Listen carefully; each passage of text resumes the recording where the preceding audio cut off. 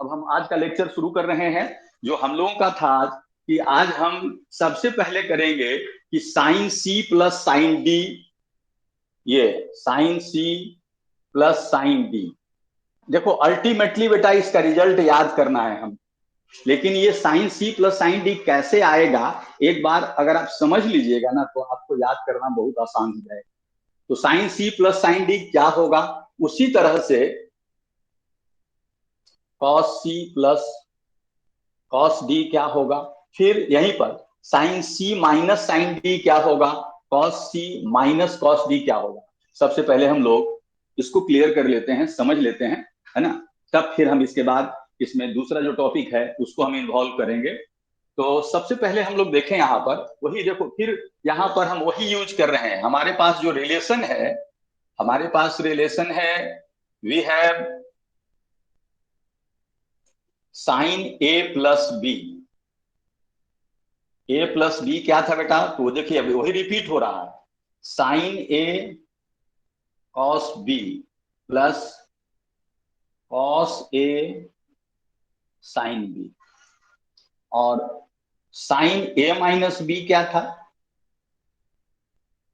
तो साइन ए minus B, देखिए आपको करते करते अपने याद हो जाएगा। Sign A cos B minus cos A sine B, ये आपके पास दो इक्वेशन होगी बेटा। अगर आप इसको ऐड कर दें, दोनों को ऐड कर दें, कुछ नहीं करना है, 1+2 ऐड कर दें, तो यहां देखिए क्या मिल रहा है, sign A plus B plus sign A minus B. और इधर ऐड करोगे बेटा तो देखो ये कट जाएगा, और यहां से देखो क्या मिला, ट्वाइस साइन ए कॉस बी, ये आ गया बेटा। अब हम लोगों को एक सब्स्टिट्यूशन करना है, इसको हम लोग बेटा सी एज्यूम कर लें और इसको हम लोग डी एज्यूम कर, है ना।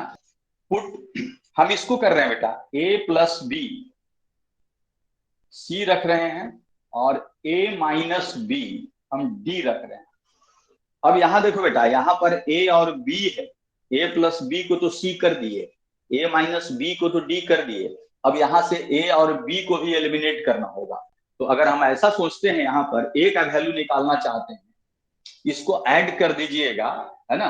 तो यहां से देखिए ये बी कटेगा, 2a is equal to C plus D आ गया, और ए का जो वैल्यू होगा वो हो जाएगा सी प्लस डी बाई 2। ये यहां पर हम लोग क्या किए, ऐड किए। अगर इसको इक्वेशन 3 कहें, इसको इक्वेशन 4 कहें, तो यहां पर हम 3+4 किए हैं बेटा।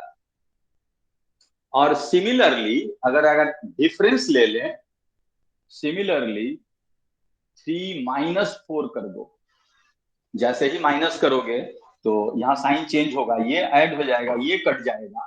इट मीन्स 2b जो है वो मिल जाएगा c minus D, therefore b is equal to c minus D by 2। अब आप सब्स्टिट्यूशन कर सकते हैं बेटा आसानी से, a प्लस बी को c कर दीजिए तो साइन c हो गया, और a माइनस बी को d कर दीजिए। तो यहां से, है ना, अगर हम लोग पुट कर दें, हम ऊपर मिटा रहे हैं,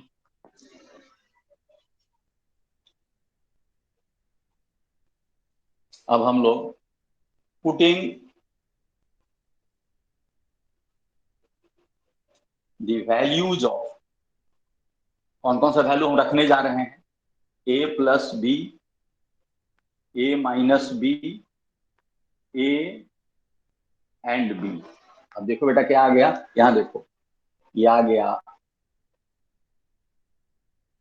साइन सी साइन डी, और यहां पर क्या हो गया, ट्वाइस साइन, ए का वैल्यू हम लोग फाइंड किए थे सी प्लस डी बाई 2, और cos C minus D by 2, और ये एक रिलेशन बन गया जिसको कि अल्टीमेटली हम लोगों को याद रखना है। इसको हम लोगों को अल्टीमेटली याद रखना है। अब अपने से तुम सोच सकते थे कि साइन सी माइनस डी करते, तो बोर्ड पर देख करके ही तुम फॉर्मूला बता दोगे क्या होगा। सी माइनस डी मतलब इसको माइनस करना था, तो माइनस करते तो ये कट जाता, ये बचता। तो तुम अपने से सोचो, कॉपी में लिखो sign C minus sine D क्या होना चाहिए बेटा। अपने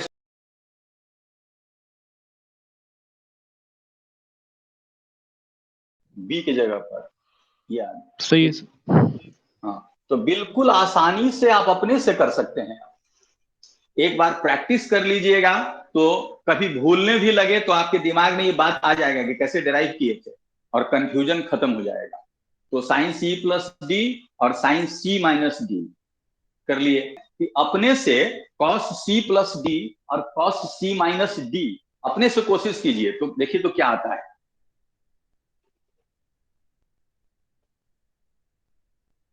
इसका एप्लीकेशन है बेटा, बहुत जगह एप्लीकेशन है, इसलिए इसको हम लोगों को ऐसा नेग्लेक्ट नहीं करना है। कोई भी बच्चा जो है उसको नेग्लेक्ट नहीं करना चाहिए ये सब चीज। आप अपने से कोशिश करें कॉस ए प्लस बी, जैसे हम लोग पहले किए थे। Cos A cos B minus sign ए। लेकिन जो बच्चा याद नहीं कर पाया है तो हम ट्रिक बता दिए, और अल्टीमेटली लेकिन याद ही होना चाहिए। और याद करने का तरीका यही है कि अपने से डिराइव कीजिए, रटिए नहीं बैठ करके। दो चीज है याद करने का तरीका, या तो इसका हम एप्लीकेशन बहुत करें, तो ऐसा नहीं है कि ये बार बार फिजिक्स में आएगा, जहां तहां आएगा, तो उससे अच्छा है कि हम इसको डिराइव कर लें। 2 बार 3 बार घर में बैठ के डिराइव करें और तुरंत याद हो जाएगा।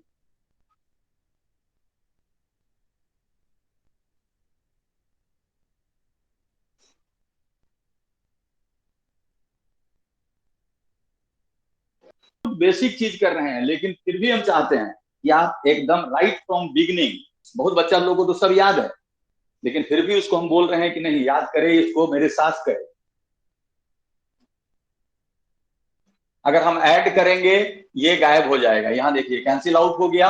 और यहां से देखो बेटा, ये हो गया cos A plus B plus cos A minus B, और ये हो गया twice cos A cos B. जब तुम डिराइव करने लगोगे ना तो तुमको बहुत मजा आएगा, बहुत इंटरेस्ट लगेगा। ये तो बहुत आसान था, इसमें तो कुछ था ही नहीं। अब इसको हम लोग सी रख दिए बेटा, इसको हम लोग डी रख दिए। अभी हम जैसे पहले किए थे, ए प्लस बी को हम लोग सी रखते हैं और ए माइनस बी को हम लोग डी रखते हैं। और यहाँ दोनों को जब ऐड करते हैं तो ए का जो वैल्यू निकाले थे वो निकाले थे C plus D by two, और बी का जो वैल्यू निकाले थे C minus D by two. ये अभी हम जस्ट किए हैं, इसलिए हम दोबारा नहीं कर रहे हैं। तो ये फॉर्मूला हमारा रिलेशन बन गया cos C plus cos D, और यहां हो गया twice cos C plus D by two cos C minus D by two. अब अगर थोड़ा सा सी माइनस डी में थोड़ा सा चेंज हो जाता है, देखिए यहां पर क्या करेंगे। अगर हम माइनस करेंगे बेटा तो ये माइनस और ये माइनस हो जाएगा, और यहां भी माइनस हो जाएगा। तो अगर हम माइनस कर रहे हैं, हम बता रहे हैं ये तो कट गया, लेकिन यहां जो वैल्यू आएगा अब, है ना, तो जो वैल्यू आएगा वो देखिए क्या हो रहा है। वैल्यू आप गौर कीजिए, यहां पर यहां माइनस आप कर दिए, तो यहां पर जो टर्म हम लिखेंगे -2 साइन ए साइन बी। तो अब देखिए बेटा क्या आएगा, यहां पर थोड़ा सा गौर कीजिए। -2 साइन ए था C plus D by two, और बी था C minus D by two. अगर यहां माइनस रखते हो तो ऐसे ही लिखेंगे, लेकिन कभी कभी देखोगे माइनस साइन हटाते हैं, तो यहां पर अगर माइनस ले आए, चूंकि sine minus theta, minus sine theta होता है, इस माइनस को अगर अंदर ले जाए हम लोग पढ़े थे sine minus theta minus sine theta. देखिए जो हम लोग पहले पढ़े हैं उसका यूज हो रहा है, इसलिए हम लोग इसको याद कैसे रखते हैं, 2 साइन c+d/2 और साइन, तो ये 2 बार अगर डेराइव कर लोगे अपने से तो एकदम जो है ये परमानेंट याद हो जाएगा और अच्छा भी लगेगा आपको, है ना, कि हम अपने से डेराइव कर लिए, रटे नहीं। तो बेटा यहां तक जो हम ट्रिग्नोमेट्री में किए, जो फॉर्मूला का यूज हम लोग को करना है ना, ये सारा इंपॉर्टेंट रिलेशन है। इतना फॉर्मूला हम लोगों को ट्रिग्नोमेट्री में एकदम बाई हर्ट कर जाना है ना। आप जो है जब कभी भी कोई पूछे तो बेहिचक ये सारा फॉर्मूला बताएं। हम ये कल भी बोले थे कि sin3 है और cos3 है, नहीं याद है कोई बात नहीं है, आप याद प्रोसेस जानेंगे तो निकाल लेंगे। लेकिन sin2 है और cos2 है, ये सब एकदम बार बार आता है, तो ऐसा नहीं कि हमारा कैलकुलेशन इस फॉर्मूले के चलते रुक जाए या गलत हो जाए। हमारा फिजिक्स इंटरप्टेड नहीं होना चाहिए, है ना, हम लोगों का फिजिक्स एकदम कंटिन्यू होना चाहिए। और अगर इतना आप याद रखते हैं तो हमको नहीं लगता है कि ट्रिग्नोमेट्री में आपको फिजिक्स के ट्रिग्नोमेट्री के चलते फिजिक्स में आपको कोई प्रॉब्लम आने वाला। एकदम बहुत अच्छे से आप इसको कर लेंगे, बहुत अच्छा से आप इसको करेंगे, इसमें कहीं पर कोई दिक्कत नहीं आएगा। अब हम लोग बेटा थोड़ा सा आगे यहाँ पर हम फंक्शन का कंसेप्ट आपको बताएंगे कि फंक्शन क्या है, क्योंकि ट्रिग्नोमेट्रिक जो हम लिख रहे थे ये भी ट्रिग्नोमेट्रिकल एक फंक्शन ही है। तो सबसे पहले हम फंक्शन को यहाँ पर थोड़ा सा क्लियर करना चाहेंगे, और हमेशा फिर हम इस चीज को रिपीट कर रहे हैं कि फंक्शन का हम मैथमेटिकल डेफिनेशन नहीं देने जा रहे हैं, हम फंक्शन का फिजिकल मीनिंग समझाने जा रहे हैं, है ना, कि फंक्शन का मतलब आपको समझना है। अगर हम फंक्शन को मैथमेटिकली डिफाइन करने लगे तो फिर हमको मैथमेटिक्स में जाना पड़ेगा, हमको वहां सेट थ्योरी डिफाइन करना पड़ेगा, वहां पर हम लोग सेट थ्योरी हम लोग को पढ़ाना पड़ेगा, डोमेन पढ़ाना पड़ेगा, रेंज पढ़ाना पड़ेगा। तो हम उधर की तरफ नहीं जाएंगे, हम केवल फंक्शन को समझेंगे कि फंक्शन एक्चुअली है क्या। और फंक्शन ऐसा नहीं है कि आज आप पढ़ रहे हैं, फंक्शन आप 9th 10th सब जगह से पढ़ते थे, 9th में भी पढ़ते थे। हम यहाँ पर देखेंगे कहीं पर आप ऐसा लिखा हुआ पढ़ते थे बेटा y = fx, ये बहुत कॉमन चीज पढ़ते थे, ऐसे बहुत जगह ऐसा मिलता था। तो इसको क्या पढ़ते थे आप सब लोगों को याद होगा कि इसको हम लोग पढ़ते थे y is a function of x। अब हम लोग जब भी यहाँ पर डील कर रहे हैं फंक्शन, तो हम लोग बात करेंगे क्या, वेरिएबल्स एंड कांस्टेंट्स। वेरिएबल्स का मतलब हुआ कि कोई भी क्वांटिटी जो है उसका अगर वैल्यू फिक्स नहीं रहता तो हम कहते हैं कि ये वेरिएबल है, it can acquire any value, इसका वैल्यू जो है टाइम टू टाइम चेंज करेगा। कभी आप देखेंगे x = 4 है, कभी देखेंगे x = -2 है। मतलब एक्स वाई जेड जो भी हम लिखते हैं, है ना, जो नोटेशंस हम लोग यूज करते हैं, है ना, वो क्या है, वेरिएबल्स है। x भी वेरिएबल है, y भी वेरिएबल है ना, y का वैल्यू है ना चेंज करता है, x का भी वैल्यू चेंज करता है। तो अगर कहीं भी y = fx लिखा हुआ है तो हम लोग पढ़ते थे बेटा y is a function of x, this stands for function of। तुम और भी कहीं देखे होगे, 9 पढ़ते थे ऐसा, या 8 में भी हो सकता है मिला होगा, if fx is equal to x² + 2 then f2 is equal to what। Function simply क्या है, फंक्शन इज अ ऑपरेटर, ये ऑपरेटर है। अगर हम x के ऊपर इस फंक्शन को ऑपरेट करा रहे हैं तो ये x से x² बन गया और +2 ऐड हो गया। मतलब ये एक ऑपरेटर है, फंक्शन को हम लोग कह सकते हैं कि फंक्शन एक ऑपरेटर है जो किसी भी वेरिएबल पर ऑपरेट करके उसके फॉर्मेट को चेंज कर देता है। तो अगर f2 कहे, आप कुछ नहीं, आप सीधे कहेंगे x के जगह पर 2 बैठा देना है ना, 2 × 4 + 2 है ना 6 हो गया, है ना। तो ये फंक्शन का मीनिंग होता है बेटा, फंक्शन जो है वो एक ऑपरेटर है ना। हम लोग जैसे लिखते हैं साइन ऑफ 45 डिग्री, 45 डिग्री एक एंगल था, इस पर हम जब साइन ऑपरेट करते हैं तो ये हो जाता है 1/√2।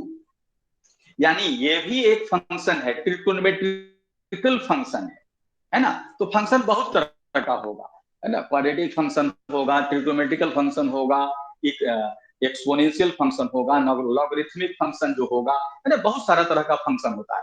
तो फंक्शन का मतलब यही होता है बेटा।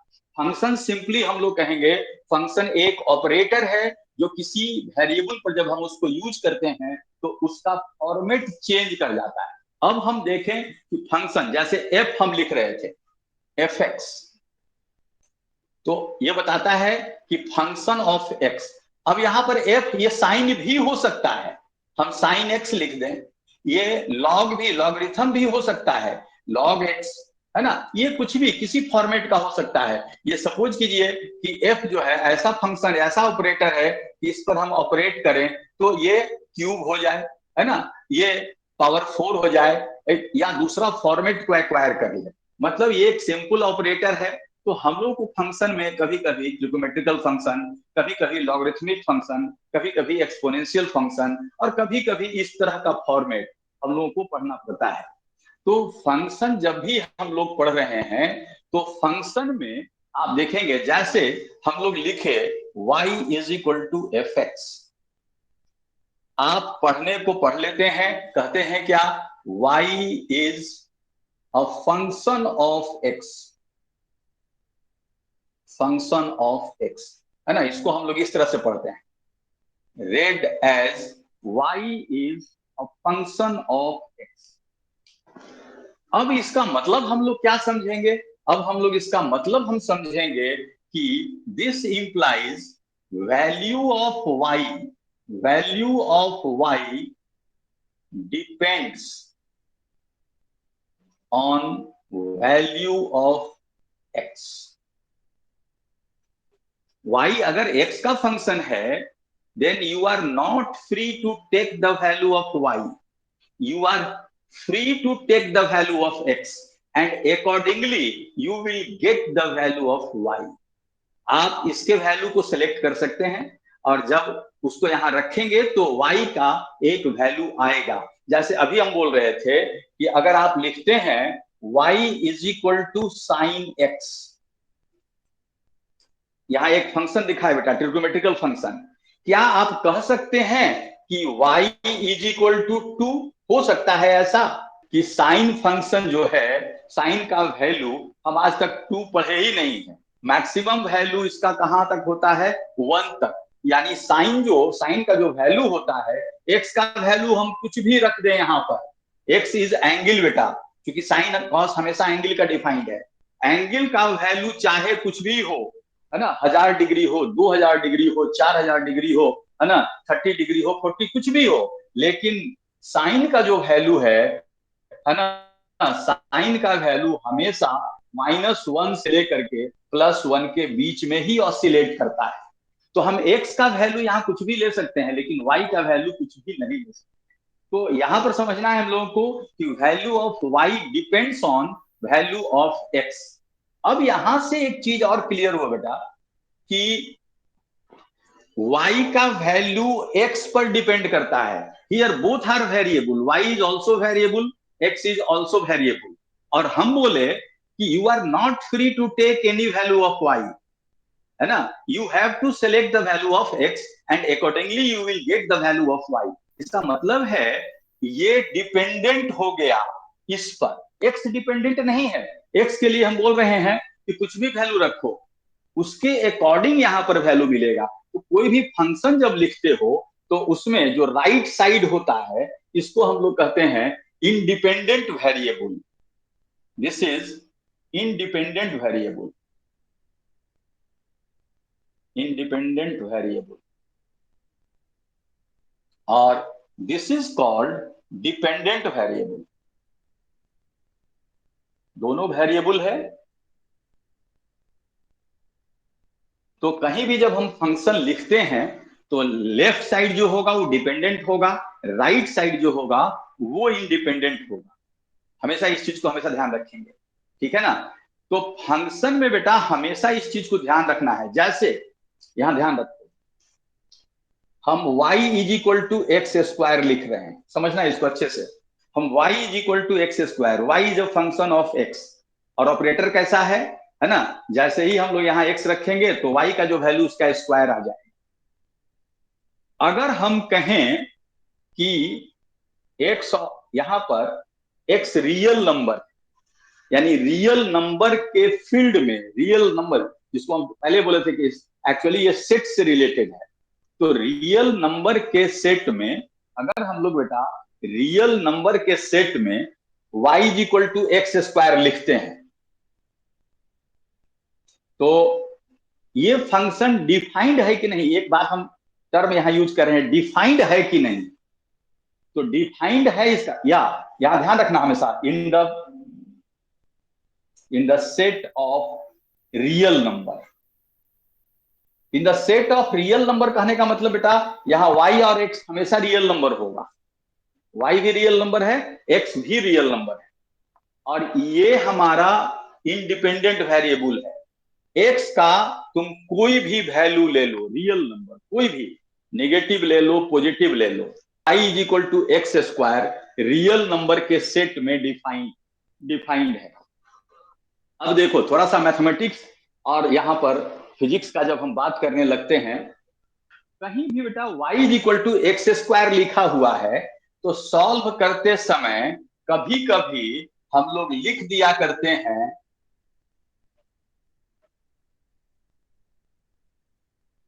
ऐसे, y is equal to x square then x is equal to plus minus root y, ऐसे लिख दे। रियल नंबर के सेट में बात कर रहे थे तो ये तो सही था, क्या ये सही है? रियल नंबर के सेट में नेगेटिव ऑफ कोई भी नंबर उसका रूट अगर लेते हैं तो ये इमेजिनरी होता है ना, तो रियल नंबर के सेट में ये डिफाइंड नहीं है। मतलब आर्बिट्ररी हम लोग जो यहाँ पर ये डिपेंडेंट इंडिपेंडेंट था, ये डिपेंडेंट सॉरी हाँ ये डिपेंडेंट था, हम अगर ऐसे उल्टा कर दिए तो गलती क्या कर दिए कि हम लोग ये जो है यहाँ पर इंडिपेंडेंट है और ये डिपेंडेंट है, यहाँ पर हम लोग इसको उल्टा बना दिए। इसलिए फंक्शन में ये सारे चीज को जब हम फिजिक्स डील करेंगे तो ये सारे चीज को ध्यान रखना है ना। देखो बेटा कहीं कहीं कोई लिखता है x इज इक्वल टू 4, कोई आदमी अगर ऐसा लिख दे 4 इज इक्वल टू एक्स, तो फंक्शन के पॉइंट ऑफ व्यू से ऐसे तो मैथमेटिकली कहोगे दोनों एक ही बात लिखा हुआ है, लेकिन फंक्शन के पॉइंट ऑफ व्यू से क्या दोनों एक ही चीज लिखा हुआ है? ये डिपेंडेंट वेरिएबल है, ये इंडिपेंडेंट, ये हो सकता है x is equal to 4, 4 is equal to x, ये अगर हम वेरिएबल लिख ले रहे हैं, ये इंडिपेंडेंट वेरिएबल है, x का वैल्यू हम कुछ भी रखें, ये जो है हमारा तो 4 का 4 ही रहेगा। इसलिए ऐसा उल्टा भी हम लोग नहीं लिखेंगे। आप लोग हमेशा ध्यान रखेंगे कि स्कूल में बोर्ड जो कॉपी लिखते हैं आप लोग, है ना, तो उसमें जब गलती से कहीं ऐसा कहीं लिख दीजिएगा किसी स्टेप में x इज इक्वल टू 4 होना चाहिए था, आप लिख दीजिए 4 is equal to x, teacher चाहे तो यहाँ पर मार्क्स काट लेगा। तो ये फंक्शन का कंसेप्ट सब लोगों के दिमाग में होना चाहिए, और फंक्शन कुछ नहीं है, सिंपली एक ऑपरेटर है ना। और फंक्शन में हम लोगों को ध्यान क्या रखना है कि इधर जो लिखेंगे ये इंडिपेंडेंट वेरिएबल है, इधर जो लिखेंगे वो डिपेंडेंट वेरिएबल है, ये हमेशा ध्यान रखना है। और फंक्शन लिखते समय उल्टा हम लोग नहीं करेंगे, ऐसा नहीं कि अपने मन से हम लोग इसको ऐसे कर दें, हो सकता है डिफाइंड हो भी, हो सकता है कि डिफाइंड नहीं। तो फिजिक्स जब हम लोग डील करेंगे तो ये बात पर हम लोग कॉन्सेंट्रेट करेंगे, है ना। तो ये फंक्शन का थोड़ा सा कंसेप्ट हम लोग आज यहाँ पर लिए।